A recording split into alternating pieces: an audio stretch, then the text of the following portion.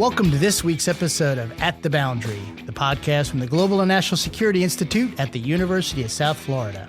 I'm Jim Cardoso, Senior Director at GNSI, and your host for At the Boundary.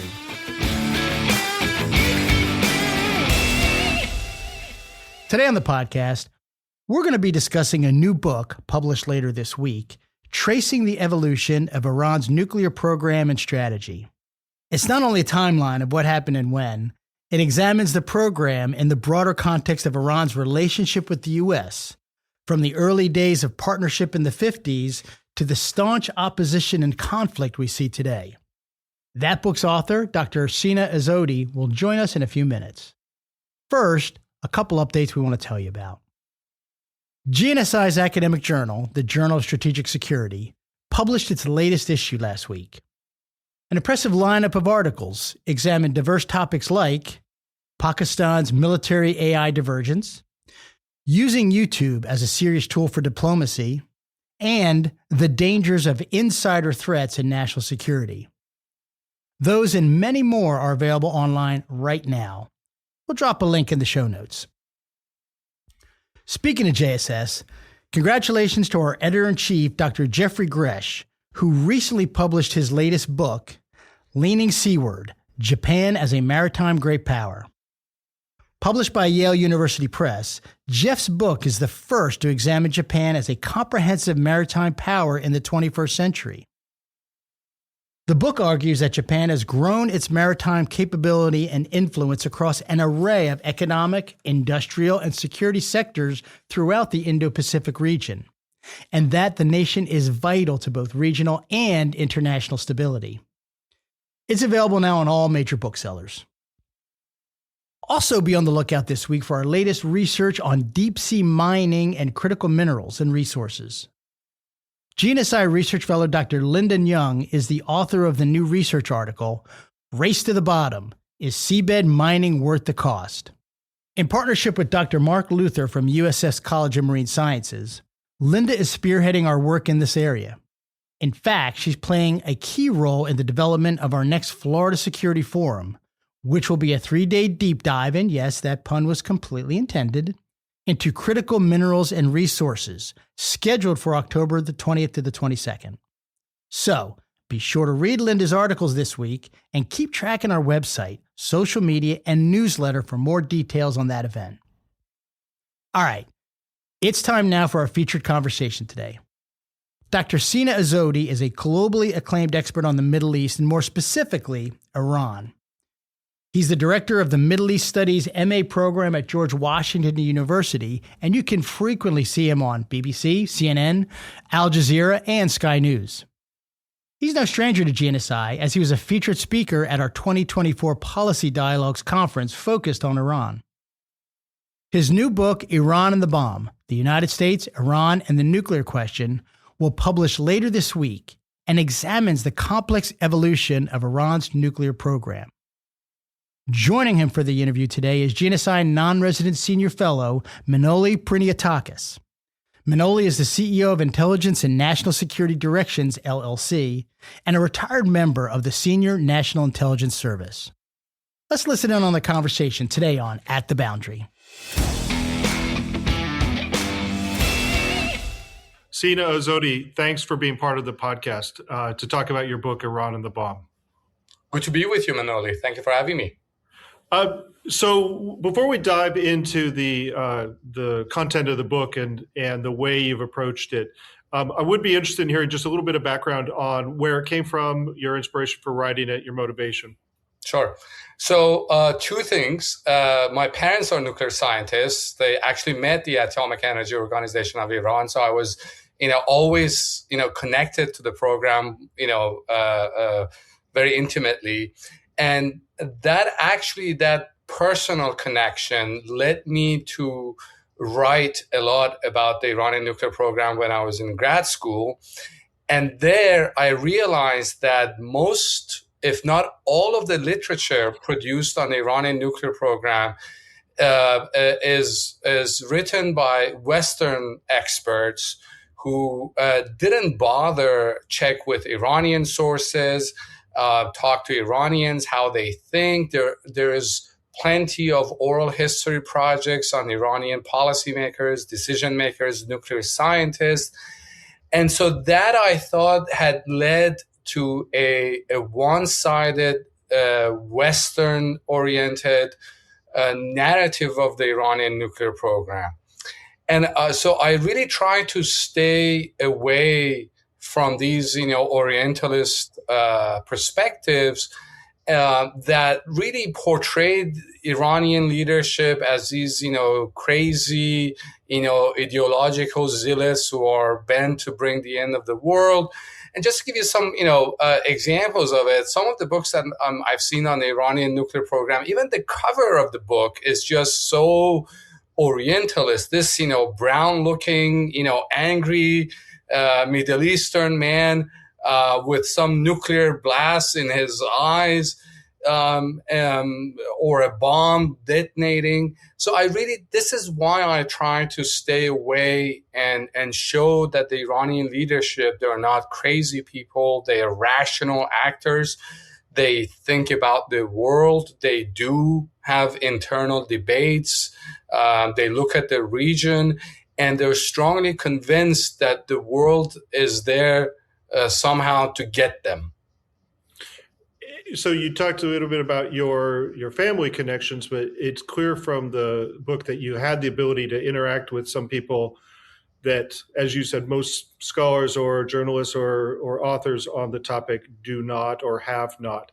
And clearly relying on both original language sources, but also from what I saw as a number of declassified documents that are available in the public realm now. So could you just give a picture of the kind of sources that you relied on, both the people you talked to, but also some of the documentary evidence that perhaps had not appeared in previous kinds of books? So I look at a lot of FRUS documents, Foreign Relations of the United States, but the problem with the FRUS documents and NARA documents, National Archive documents, are that they ultimately end up with the Ford administration.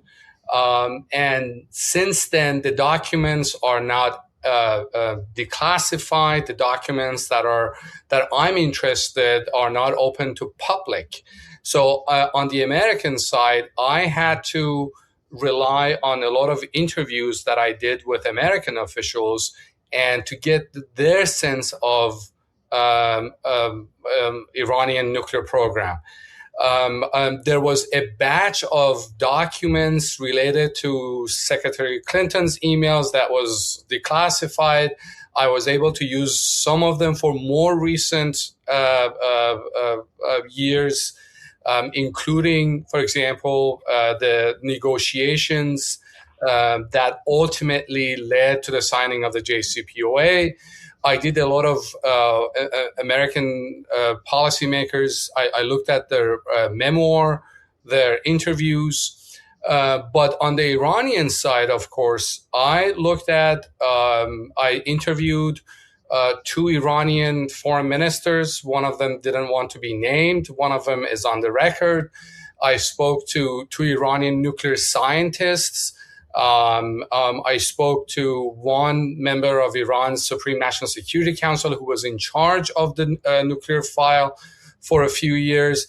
And I also looked at a lot of oral history projects that are available online. So I tried to get a balanced perspective of what Iranians were thinking and what at the time the American side was thinking of Iran's thinking. Mm-hmm. Well, that definitely comes through. And you mentioned the FRUS documents prior to the Ford administration.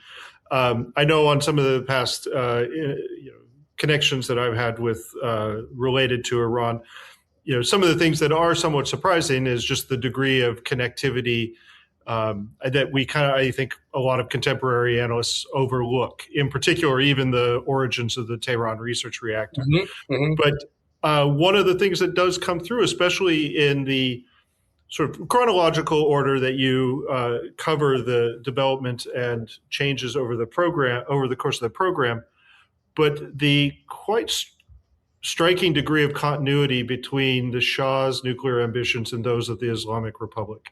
Yes. That is something that does come across clearly. And I guess from the chronological perspective, I was talking to my wife about having read the book, and one of the things I characterize is, things happening and then something happening. And just that there is this sort of episodic nature that I think you do address in the chapters. But going back to that first question I was asking, it'd be interesting in your thoughts on that observation of the question of continuity from the Shah's ambitions to the Islamic Republic. So yes, the main argument of the book is that, yes, there was a revolution happening in 1979, but the ultimate objective of the nuclear program has not changed. Why? I argue that because the fundamental worldview of Iranian political leaders has not changed. If you look at the epigraphs of my first and second chapters, one of them is from my introduction and the first chapter. One of them is from Masoud Pezeshkian, who's the current president, and one of the comments made by the Shah in 1976.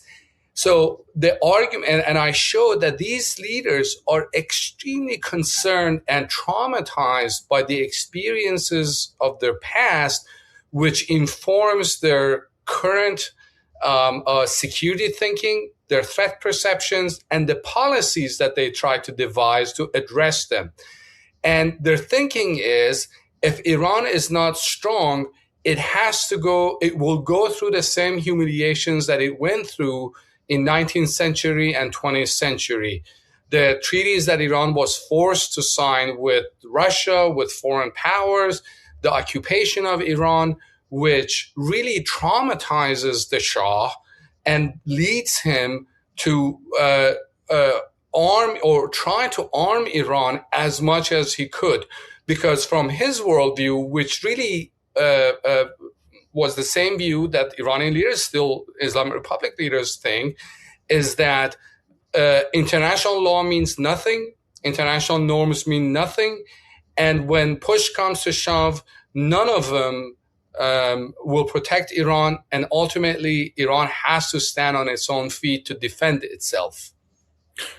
At the same time, with the change from after the revolution, the language about effectively justifying the program does shift from independence to from modernization to independence. So I say from westernization to independence. So for the Shah, when you look at his, I looked at his the books that he has written, and for him you can see it's very obvious that for him modernization meant westernization, meaning that if Iran was like the West, it meant that Iran was modernized, right? And back then, nuclear programs were in fashion. All Western countries, especially France, which was a model for the Shah, de Gaulle was the Shah's role model, had nuclear programs. So the Shah wanted to emulate that policy and make Iran like the West, right? That was his modernization plan. For the Islamic Republic, as you pointed out correctly, modernization had to go through Iran's own experience, step by step, Iran standing on its own feet, trying to absorb that technology and then do it on its own. And at the same time, it's in both eras, if you separate into two, it's still responsive to what's happening in the international community. So early on, the Shah is an early proponent of atoms for peace. This is a U.S. and international program to bring nuclear energy more broadly. And then things change, and we see changes in U.S. non-proliferation policy. And one of the things that I was really struck by, and frankly, I find really historically interesting, is the impact of the Indian test in 1974.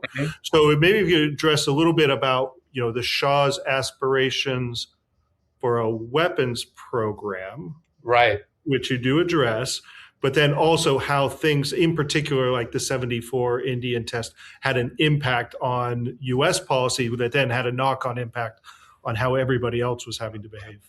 Excellent question. So on India's perspective, on India's PNE, it's quite fascinating, as I detail in the book. It was happened as an American delegation was in Tehran to negotiate the sale of American nuclear reactors to Iran.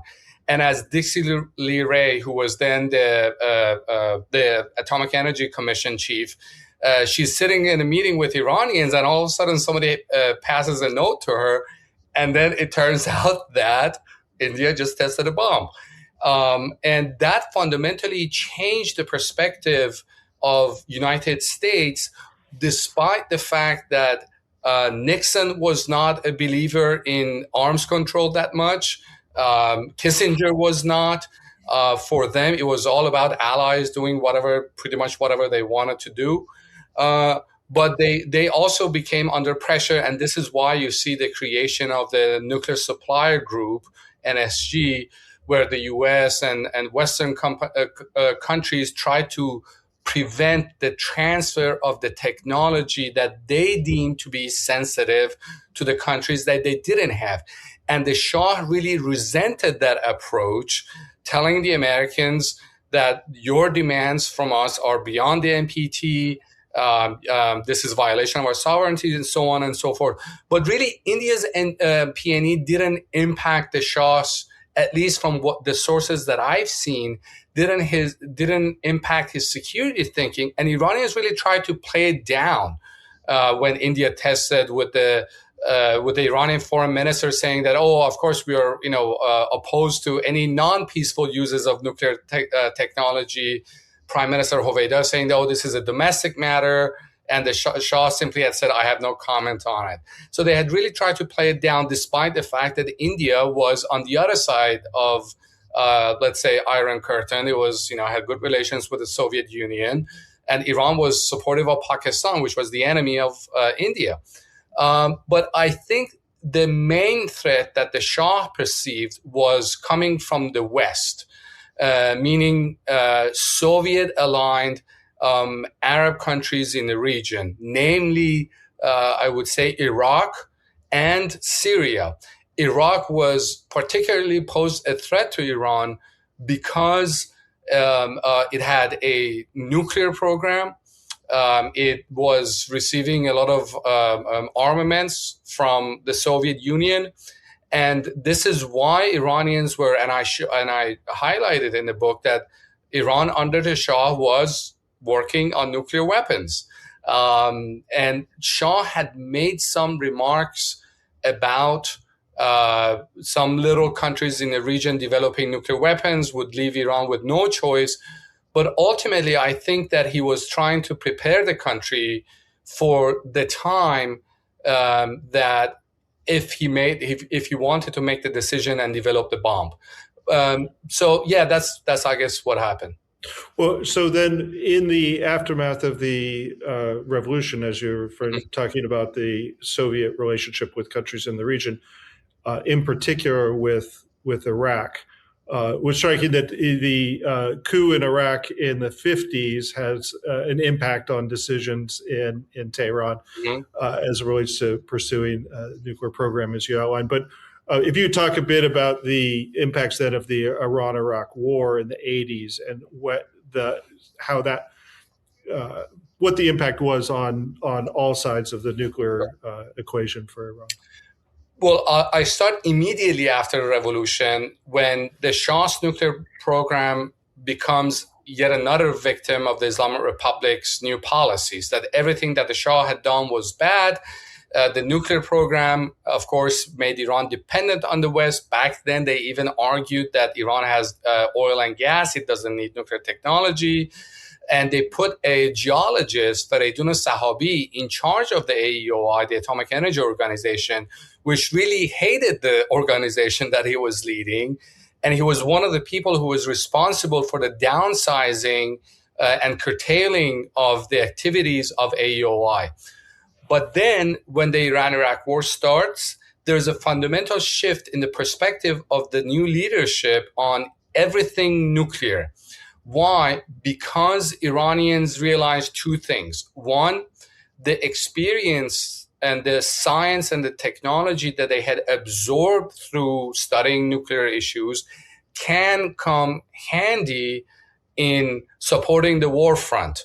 One of the people that I interviewed, he actually told me that AOI was collaborating closely with the Iranian Air Force in fixing radar stations, defense industries.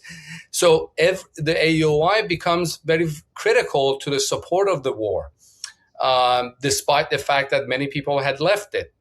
So, and also a fundamental and really a critical point in Iran's security thinking was Iraq's use of chemical weapons against Iranians, which was with the support of the West. France, West Germany, UK, US, all these countries were either helping Iraq in providing chemical agents or ignoring Saddam's use of chemical weapons, and the Americans knew it.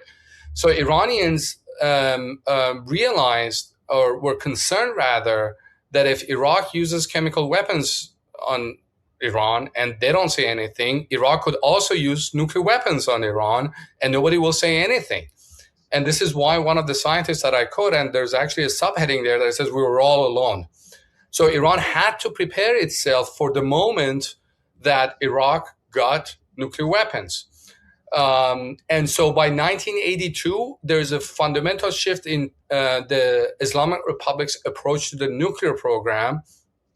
They reconstituted, and everyone who opposed it or was skeptical of nuclear energy in Iran was either sent abroad as a diplomat to exile or forced to leave the organization. And the people who supported the nuclear energy were actually brought into leadership positions. And 1982 is the critical point in the history of Islamic Republic's nuclear program. How so? Oh, because there's a, so this... Just because of the change in perspective. In perspective, in change of leadership. So this guy, Faridun Sahabi, the geologist, is forced out. A new head of AOI arrives, Reza Amrullahi, who was really a proponent of the nuclear program. He was a nuclear engineer himself. He supported it. Yeah, okay. And then, so moving forward, actually, before we move forward, one thing that is also striking, whether it's the early days of in the pre-Islamic, pre-revolutionary period, through the period that we were just talking about, later into the JCPO, one of the key issues has been, in particular, as you mentioned, the NPT, enrichment and, to a lesser extent, reprocessing. It's quite remarkable how repeatedly it comes up. And you started to address a little bit about, the connection to sort of the we're alone or national pride. Just could you talk a little bit more about why you see this coming up time and time again in the history of the program? Another excellent question, and I think it goes back to this strong nationalistic sentiments of Iranians, regardless of the regime. As I documented in the book, when the U.S. was demanding from Iran that Iran would give up on its reprocessing rights, plutonium reprocessing, the Shah and his nuclear chief were adamant that no, this is our NPT rights, we're not going to give this up. And after the revolution, the reprocessing changed to enrichment, that again, the US is asking Iran things that is beyond the NPT. Again, they say this is our NPT rights. Who's the US to tell us what to do? So on and so forth. And why? Because they see themselves as a special case, coming from a, old civilization that, deserves to be treated not differently. They strongly believe that the U.S. is discriminating against Iran, and because of their nationalistic sentiments, they're very, very much opposed to it. This is why they put up with 2 decades of sanctions.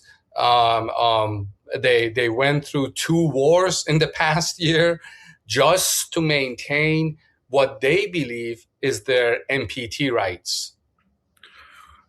Which leads to a question of,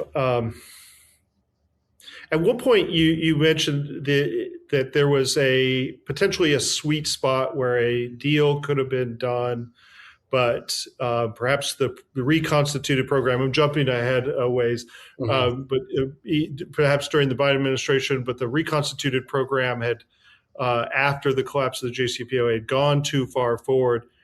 Has there been a time where there was actually an opportunity for a durable nuclear settlement or nuclear agreement?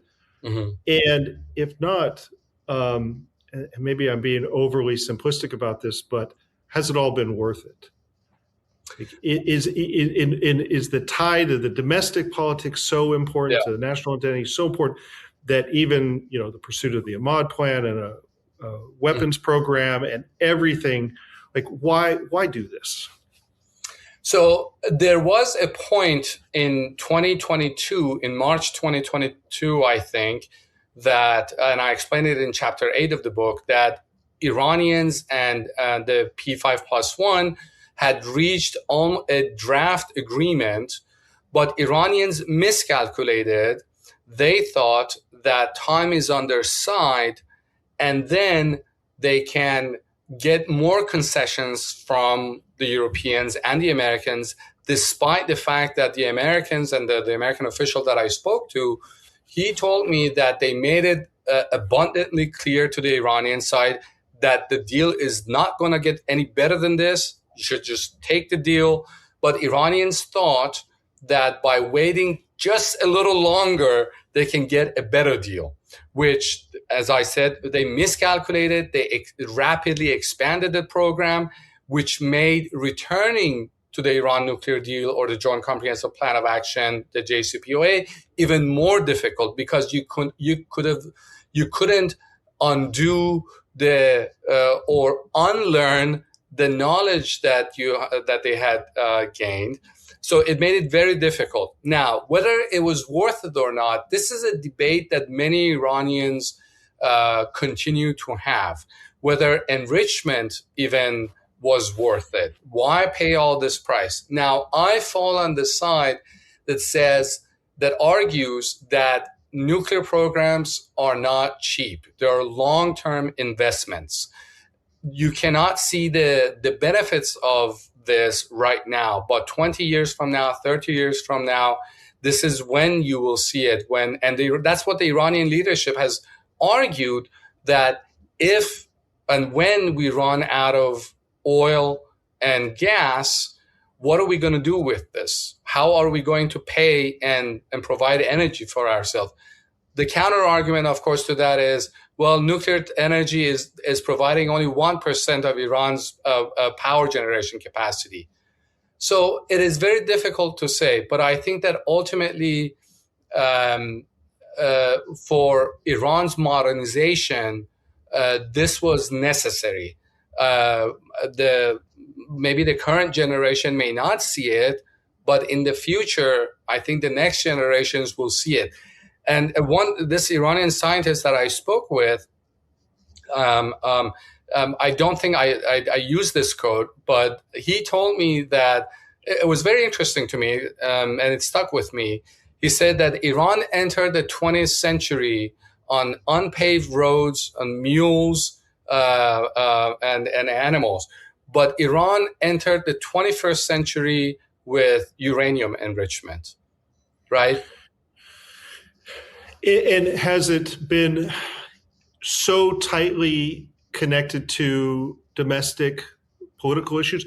Is the general public deeply aware of this? Well, okay, now they're clearly deeply aware with what's happening, but have they historically been, has it been as closely tied to the domestic political discussion, or how tightly coupled to the domestic political discussion has it been? Very much so. And the Islamic Republic has done a great deal to connect the issue of enrichment to the nationalization of oil. They repeatedly said that this is even more important than nationalization of oil in 1951 and Iran's experience with, controlling its own assets.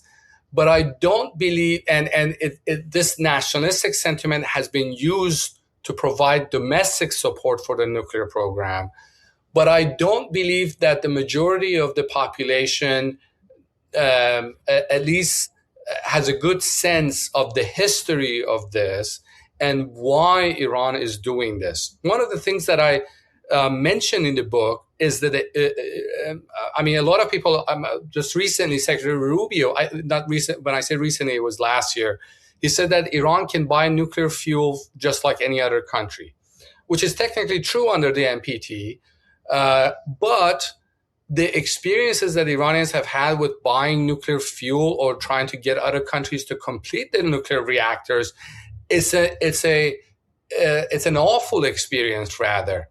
And one episode that I mentioned in the book, so when almost immediately in 1983, 1984, when Iranians go to the French and they ask for the nuclear fuel that they had spent, they paid money for it, and with Eurodif, they say, can you give us our nuclear fuel back, the money, the fuel that we purchased? And they say, well, you don't have any nuclear reactors. Why do you need nuclear fuel? And they say, okay, can somebody help us with, finishing the reactors that Germans started? And they say, well, you have oil and gas. Why do you need nuclear energy? And then the Iranians would say, okay, fine. Can you give us our money back? And the French would say, oh, sorry, there's a court injunction. We cannot refund your money. So Iranians were kind of stuck in, there was chicken and egg story. They were stuck in between. They couldn't move forward. Now, I guess I'll just stop here. But I think that the general population does not have a good sense of the reasoning behind this. And there's a lot of propaganda out there. There is a lot of propaganda. Yeah, no, I imagine.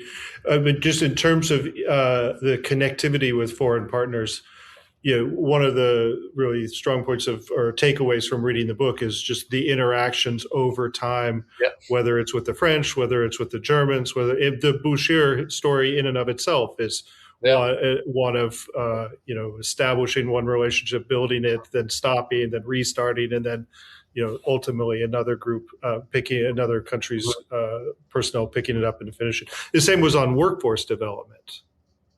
That there was agreements to send people in different directions, and then that worked in some cases, and in other cases not. And that was another angle of continuity that I saw.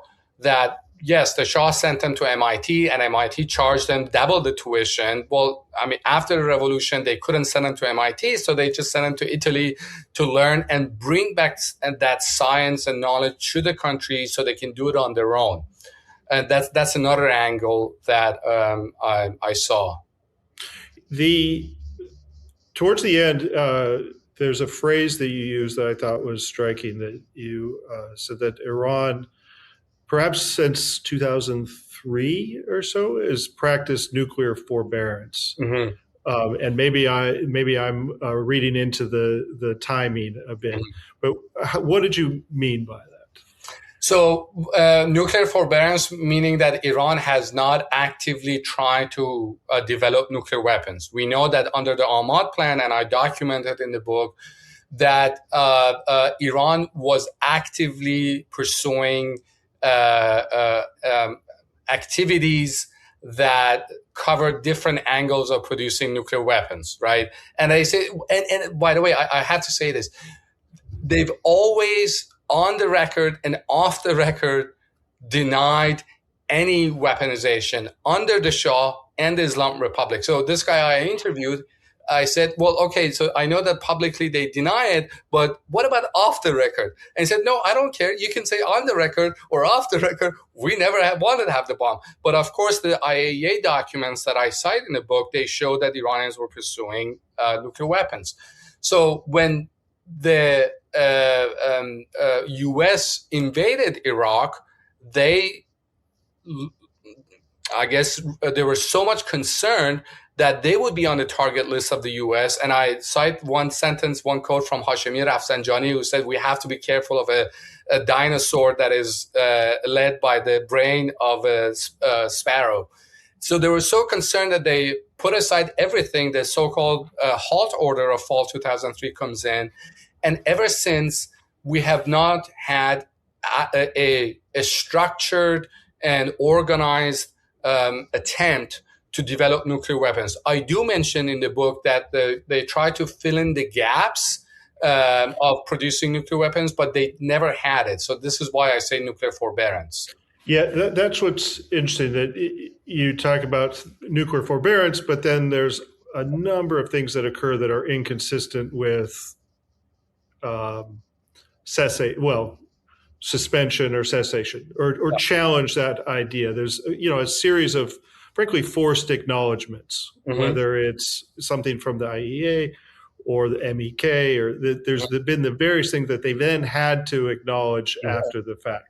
And I think that's from maybe this is the Western perspective, that's what's really been challenging to accept some of, even that's even in 2007 with the NIE that's declassified, saying, okay, there's the fatwa in 2003, and then moving on from that, we see a number of things that occur that challenge that notion that there's not an active program. The MEK revelation was in 2002, the August 2002, which really put the spotlight on the nuclear program. And what I do mention in the book is that their attempts to produce enough highly enriched uranium had to be postponed for the 5 warheads that they wanted to pursue according to IAEA. So they had to postpone it from March 2002 to March 2003. And then they get caught in between. So this is what I say in the book. So one of the things that I cite in the book is Tulsi Gabbard, now the former DNI, who's almost another month or so, she argued in March of 2025 that Iran does not have they have not made the political decision. And this is despite the fact that there was a lot of public support based on what I've seen for weaponization, but they didn't do it. As we close out, one of the real challenges of writing about a active situation is, having to stop and publish at some point. Yeah. And obviously, you provided extensive history, but you did have to, stop and hand over a manuscript to an editor at some point. And then obviously the world continues to go on from there. So, there's still obviously extraordinary value in reading the book to understand the breadth and depth and sweep of the history of the program. I would be interested in your thoughts, though, about some of what's happened in the period since you cut off, and if there are ways in which you would, what would the next volume look like in terms of understanding what's happened since then? So I finished a manuscript in April of 2025. In May, and then the June war happened, and then I thought, well, the June war needs to be discussed. So this is why I wrote the epilogue. If I have to, and I am planning to do another one, I do want to cover the recent war, but the recent events do not fundamentally challenge my main argument, and that is Iran is not going to do it. I can't say there's no way, zero chance, but it is very unlikely that Iranians would agree to dismantle their nuclear program and go the so-called Libya model. They saw what happened to Gaddafi, and they made a point that Gaddafi did this, he made a mistake, and then they went after him. So I think in the most likely scenario, I think Iranians, one way or another, maintain some capacity on their own soil. Now, the parameters of that capacity, I don't know. We're hearing some moratorium of enrichment in Iran. That, I think, is something they're open to, but I don't think the dismantlement will happen. It just goes so much against their national pride, the history, and the experiences, and other cases, especially Libya, that they've seen.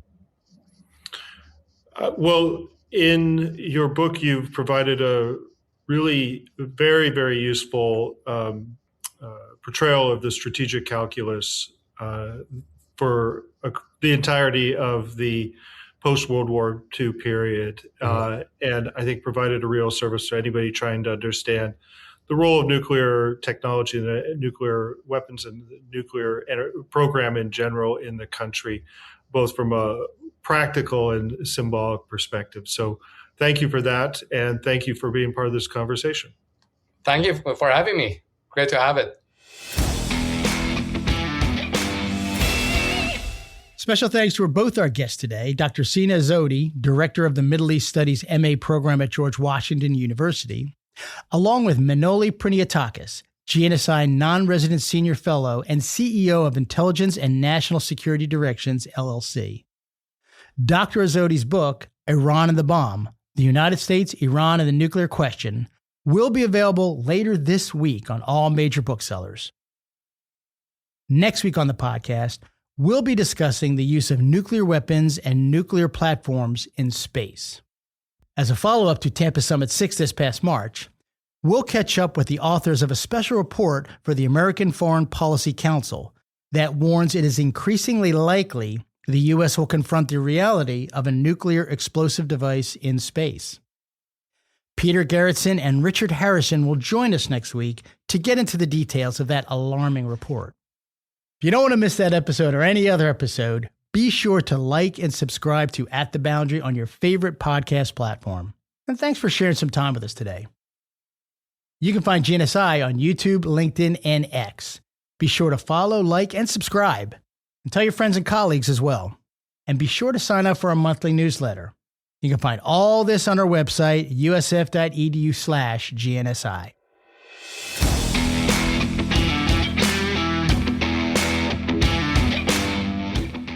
That's going to wrap up this episode of At the Boundary.